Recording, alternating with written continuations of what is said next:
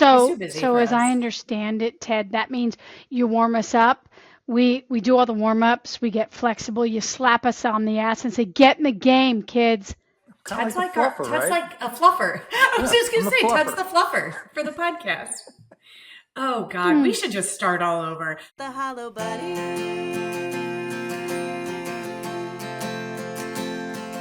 And we all feel hollow sometimes. Greetings and salutations, and welcome to the Hollow Bunny Leadership Podcast. I'm Kristen Zeman, and I am here with my sharp-witted and spirited co-host, Sylvia Moyer. We are former police chiefs who have seen a lot of examples of leadership, both the kind that fills the room with substance and the kind that's all shine and no depth. And people still ask me every once in a while, what does Hollow Bunny even mean? Well, let me tell you, listeners, Hollow Bunny is our metaphor for those leaders who look the part but lack the core, the empty suits of the world. And we are here to Yep. talk about real leadership, the kind that is built on courage, competence, and character. And this podcast is not just for cops, it is for anyone looking to lead with impact and to challenge the status quo and to fill their own bunny with something meaningful. How you doing Huh. today, Sil? I'm stunning. It sounds like you've had to explain that once or twice. Funny, I was just on a Zoom call yesterday for an individual who recently started listening, loves the podcast, and Really? said he had to go back several episodes to listen to what the meaning was. He said, Hollow Bunny, what the hell does that mean? So I thought I would just give a reminder, or actually just some edification for our new listeners who didn't know. I love all of that. Did he just go, pow? He did. Seriously? It makes so much sense. Especially, he loved our origin story when I told him that you and I were just sitting on the phone, literally judging the shit out of people. And that's how it came about when you said, oh, yeah, he's a hollow bunny. And I said, what's a hollow bunny? And then that's how this podcast was born. So it's just a nice little reminder for those who are new to the show. Sure, good reminder. And were we on the phone? We were. We were. Somehow I have rewritten history because I remember it differently. But Do you I'm really? super stoked that you brought in this new listener. You gave him an understanding of the origin of the Hollow Bunny.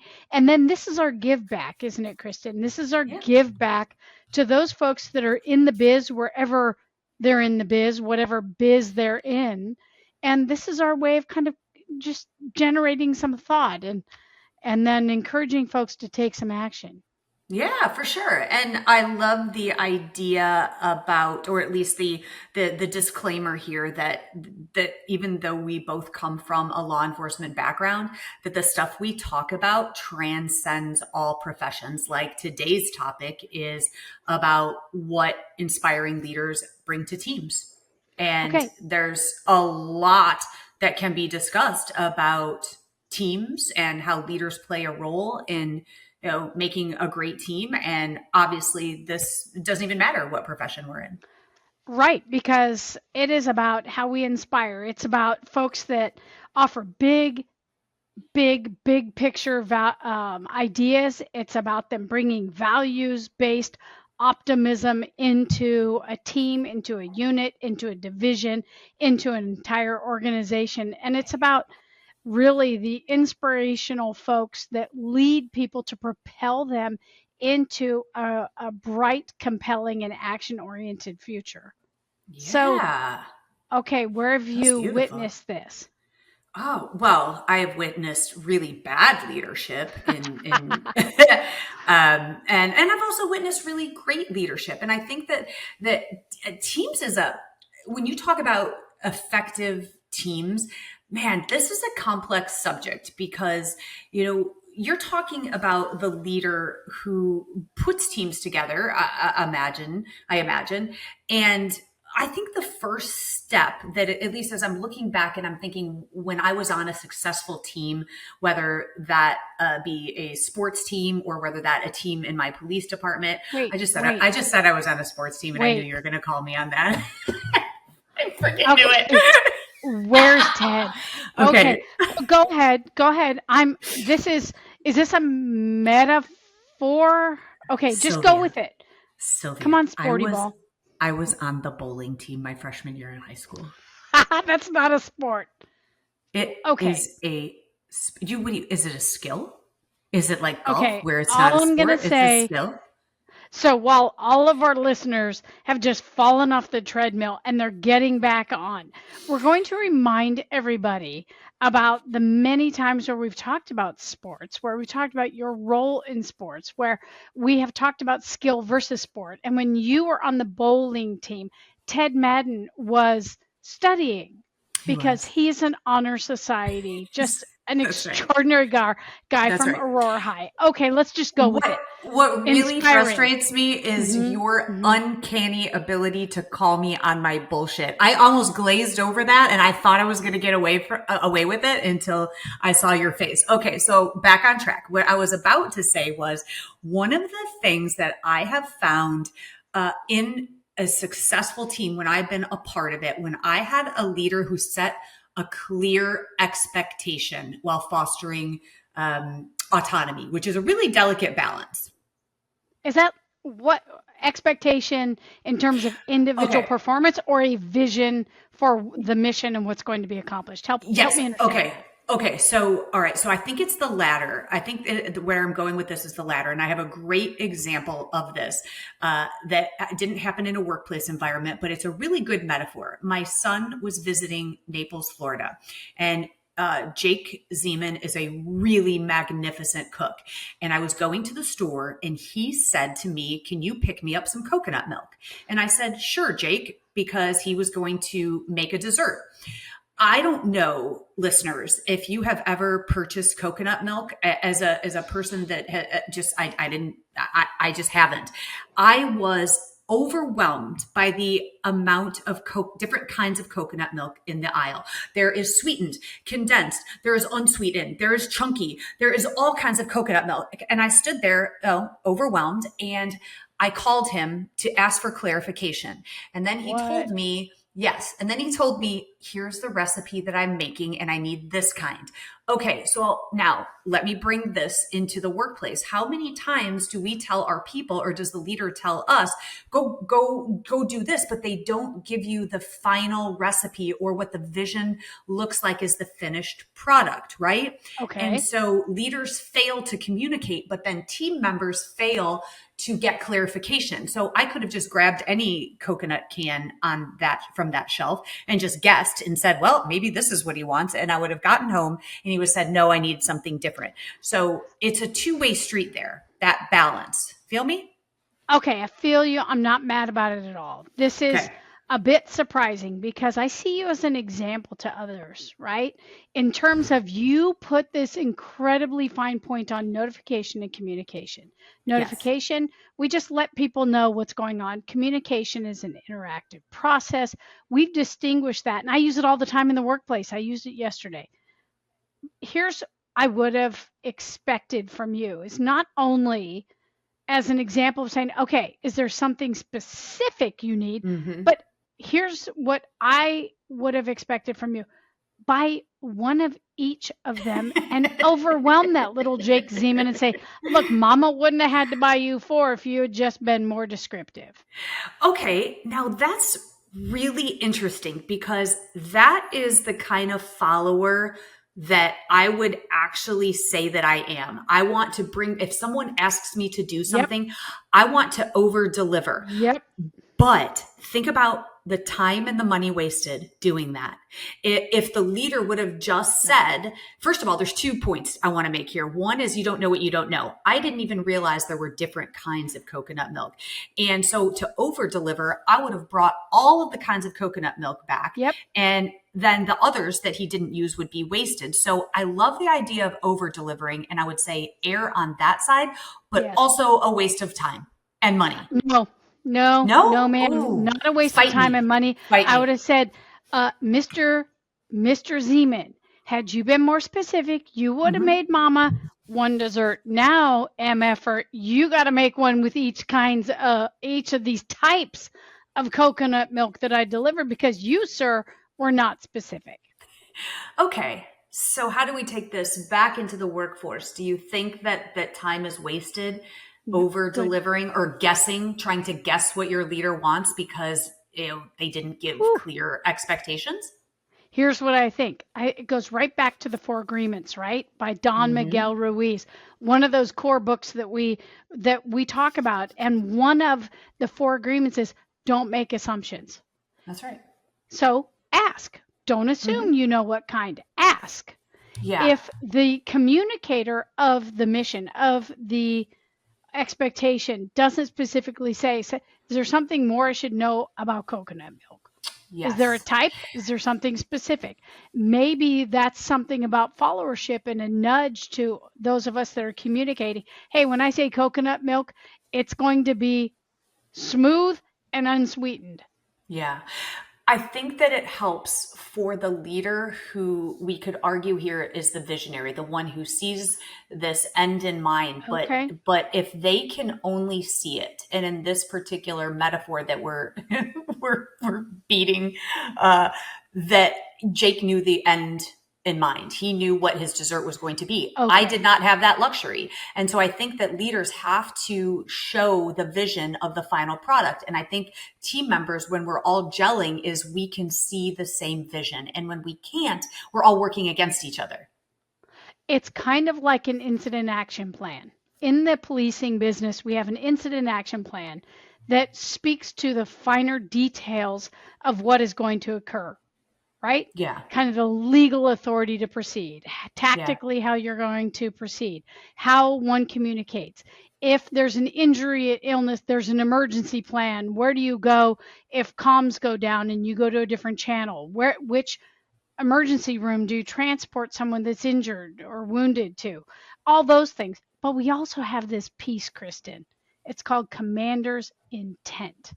Mm-hmm. Commander's intent is basically what we hope to achieve. Right. In the policing business, we secure people, we safeguard, we reduce harm, all those things. We speak to commander's intent. Now, you knew it because Jake said he's going to create this dessert. That was the intent. I mean, we could beat the metaphor. Basically, what we're saying is this, is you're talking about inspiring leaders, right? And meeting the objective. You met the objective because you and Jake had this communication. I'm guessing you had the dessert. You didn't eat much because, girl, you're skinny. You need a cheeseburger and another dessert. But okay, I digress. The inspiring leader creates a space so that the follower can also ask good questions. The inspiring leader is an example, and an inspiring leader is calm, courageous. They face danger while protecting their team and their followers from that very danger. So said Adam Galinsky of Harvard when he wrote about this recently. He was writing about inspiring leaders and writing about the example that an inspiring leader sets. And I think your piece about the example, setting the example, is part of that, right? Mm-hmm. I can't help but think that here, this author recently from Harvard wrote about being the example and wrote about facing danger, being calm and courageous. And that's for Harvard Business. And that's why it makes sense that two former police chiefs are talking about this stuff broadly. It applies everywhere, right? Yeah. Yes. Okay. So that's like super academic-y. Is it? Yeah, kind of. Okay, so I'm sticking with the vision of a leader, not necessarily coconut milk, but okay. So riddle me this: there is a certain outcome that we want, that we have. So I get that, and that's why we've got all of the operations that lead us to that particular outcome. Okay. What if, and hear me out here, is that what if great leaders also support disruptive thinking, right? Okay. What I'm thinking here is a leader's job is not just to keep the ship steady. It's to make sure it's moving towards the right destination, but sometimes we have to adjust the course, right? So what if team members along the way are given the autonomy to question the leader's vision and say, wait a minute, have you tried this recipe with chunky sweetened coconut milk? Because you want me to go get unsweetened, condensed, whatever. I don't even know what any of those things mean. But what if I want to add a little pinch of this and a little pinch of that because I am a team member and hey, here's your vision, but also I could help you even make your vision bigger. See, that's where I think leadership fails teams because they are like, here is the vision, here's my mission, and you must adhere to it. And that's all fine and good. But we're also then discounting some of the team members' input that could make the outcome even better, make the finished dessert even better than the leader had imagined. I don't know. Maybe. I mean, you really are putting an interesting spin on this. I'm going to have to marinate on it, keeping with it's a food theme. So we know that those leaders who infuriate, try to control, try to direct, try to ignore, diminish the contribution of others. We know that in your example, you're talking about elevating that recipe, elevating the inspiration, empowering them to try something different. So are you saying that those characteristics are part of the disruptor's creed? Is that help me make that link. Well, yeah, but disruption gets a bad rap, right? But disruptors, let's call them interrupters. They challenge the status quo. And here's why I think the best leaders don't just lead. They create space for others to lead and innovate. The leader's role is to enable greatness in their team members.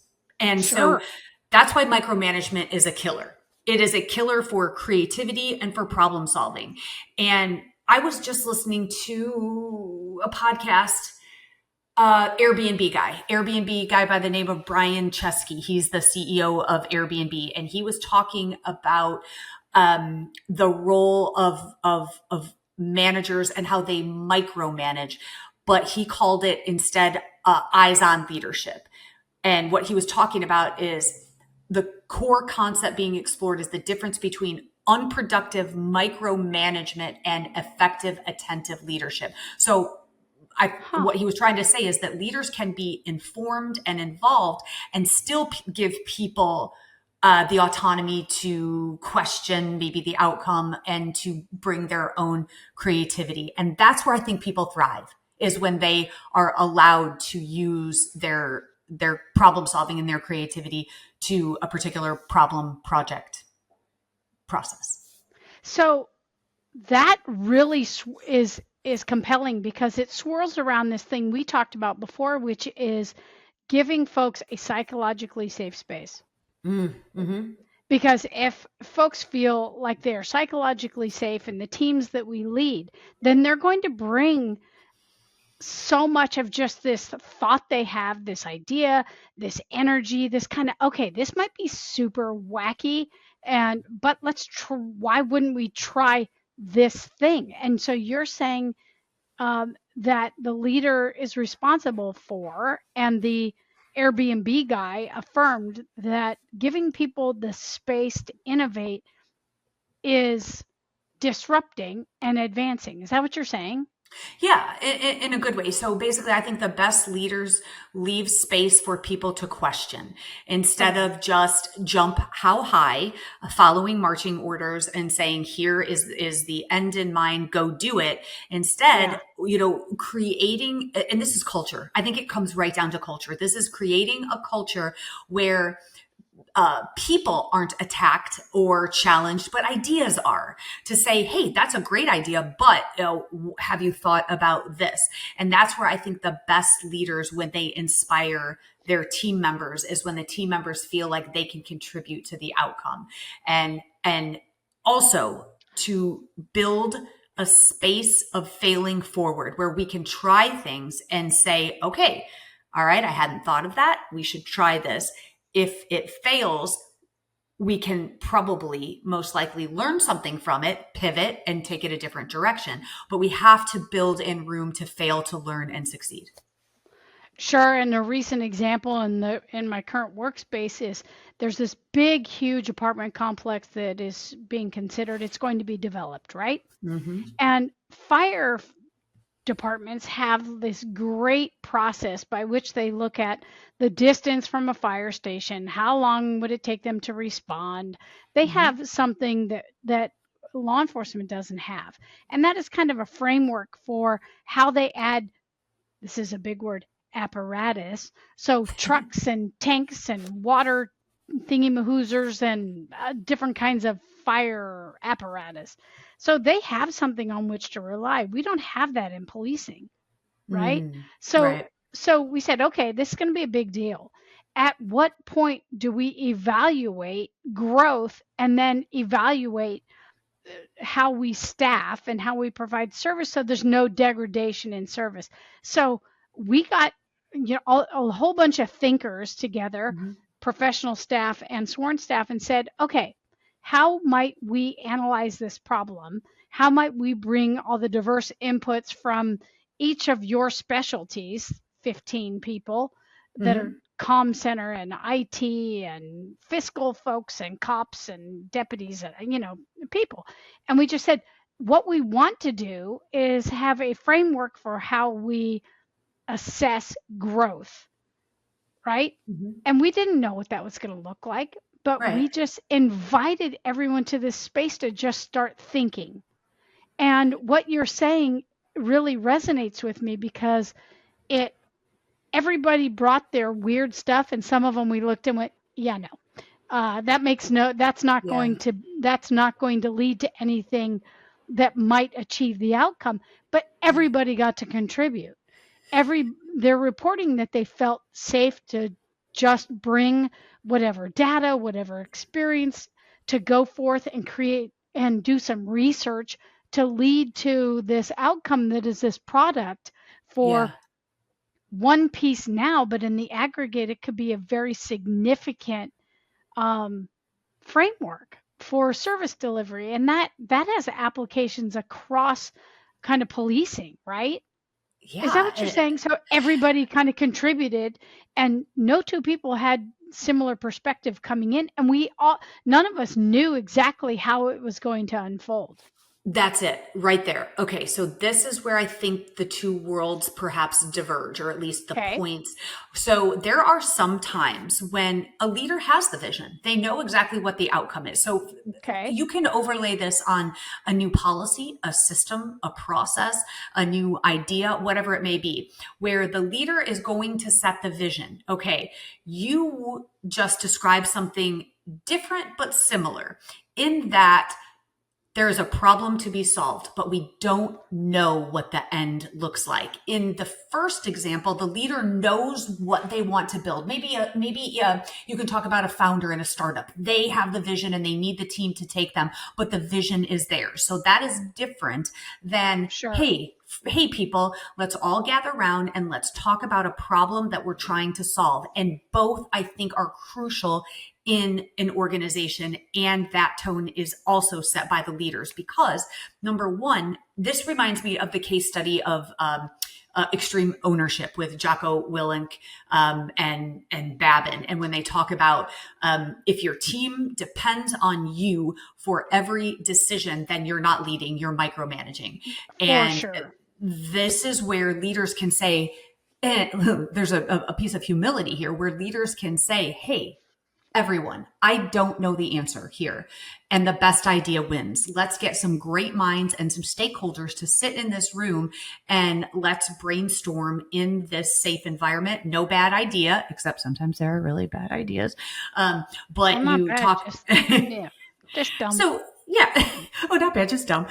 So there are some dumb questions and there are dumb ideas, but that's okay. We can just glaze over them. But there are Mhm. two different things. But either way, the leader sets the tone for both. One is to set the vision and to bring people along and paint that picture of what the end product and enable and empower those to use their creativity to align with that vision. The other is to solve a problem that we really don't know what the end looks like. So now we have to just go through the process and get input from everyone. Make sense? Totally makes sense. So let's Okay. recap this, right? Okay. As because I think in our next pod we're going to talk about this a little bit deeper, and we may talk about this kind of idea about innovation and innovation coupled with inspiration, right? Yeah. So I really want to talk about this by recapping. Okay. And we're talked about being the example, right? We talked about communication, knowing what kind of coconut milk to buy so you get this great dessert. You talked about disruption, and you talked about interruption. And so I'm really chewing on that. Like, interruption is super, super interesting. And we talked about the space, giving people space to bring whatever idea they have, whatever perspective they have, giving them a psychologically safe space, getting out of their way, and then just kind of letting them bump against the guardrails, right? Yeah. I think you don't evaluate a leader's impact by what happens when you're in the room. You measure it by what happens when you're not in the room. Yeah. And so I think the call to action here for our listeners is if you are a leader, and by that I mean in a formal position, because we can all argue that we're all leaders in our own right, and we can change the culture. We do have that power, but how do you support growth and interruption or disruption? If you feel if it feels too heavy of a word to say disruption, then how do you interrupt the status quo? And what structures can you make in your organization to make space for others' ideas? And then you have to evaluate. And this is a thing that has to happen along the way to say, how are we doing? Because you don't want to get to the end of the project and go, oh my gosh, this was supposed to be a coconut dessert and now it's German chocolate cake. Somewhere we really fucked up. Who brought that cocoa? Who was it that just changed it up? Who snuck that into that recipe? And so then you come up with the end product where you're like, this is not what anyone wanted. So you have to stop and evaluate along the way and say, are we on the right track? How does this look? So I think that is maybe the call to action for people is support the people who are on your teams and make space for them. I totally get it. Totally agree. And I really want to point listeners to know more. So Adam Galinsky, as I kind of referred to, he talks about like inspiration, how to stay more inspiring. And he says his research points to 4 key actions: reflect, emulate, intend, and practice. And so he really talks about that. I'd point listeners toward Adam Galinsky's work in Harvard Business Review on inspiring leaders. And then where can people learn more about the Disruptors Creed, Kristen? Oh, are you plugging my other podcast? Wow. Well, I mean, I'm plugging it because it's freaking important, it's meaningful, and it helps our listeners learn a little bit more. You're hired as my publicist. Don't tell. Oh my gosh. Okay, I won't. Yes, it's the Disruptors Creed podcast. And yeah, this is where I delve into disruption and the kind of disruption that interrupts, that innovates, the kind, it's like the only way that you can change the status quo is through some sort of rupture, whether that's interruption, disruption. And then from there, we change things. And it's genuinely the antithesis of everything staying the same. So I think that we have a lot of nuggets here for our listeners to chew on, as you put. And I think that we can add coconut milk into the bunny today to fill our bunny, because what else would we use? It just makes sense, right? It absolutely makes sense. And so what kind of coconut milk? sweetened condensed, maybe, because that's like thick and like it's a little too Okay. sweet though. I mean, that's gonna be oozing out of our Okay. bunny's butt. I'm just Oh, saying. okay. Okay. I bite the ear. So really? Yep, I bite the butt, friends. All right. Well, thank you for showing up today, listeners, our little bunnies out there. Remember, this podcast is produced by the incomparable Ted Madden, and the music you're about to hear was written and performed exclusively for the Hollow Bunny podcast. If you love what we're doing, show us some love by subscribing, by liking, by reviewing, and spread the word. Follow us on Instagram, Facebook, and YouTube. And if you don't like what you hear, just move along. Nothing more to see Later. here. Keep filling GTFO. your own bunny and keep adding substance to others. Bye, everybody.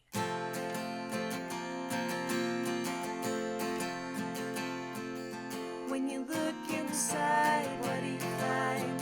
Are you content to fall behind? When you lose your way and you've lost your why? Have courage and get ready to fight the hollow bunny.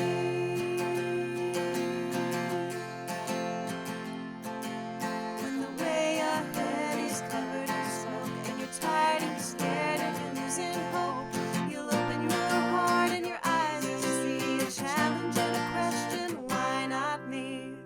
To fight the hollow bunny.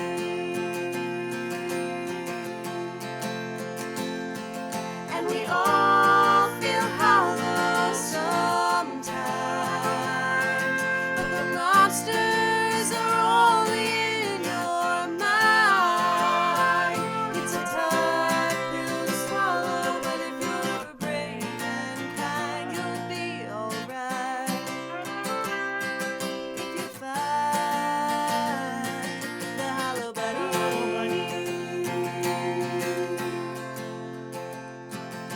When the challenge ahead scares you to death, you tame the imposter inside instead. To change the world, you've got to start small. It takes a leader to say, I don't know it all. And I know I'm gonna fall, but I'll pick it up and come back stronger. Failing forward and moving onward, doing the hard thing and the right thing, forever fighting the hollow bunny.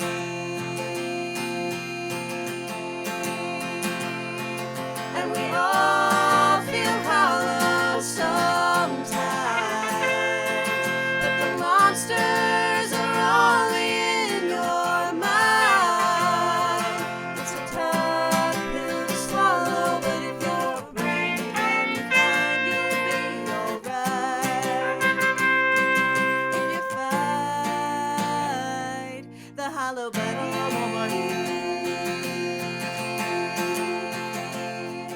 If you're tough on the outside but empty within, something's gonna crack, you've gotta start again. You're tough on the outside but empty within, something's gonna crack, you've gotta start again. The monster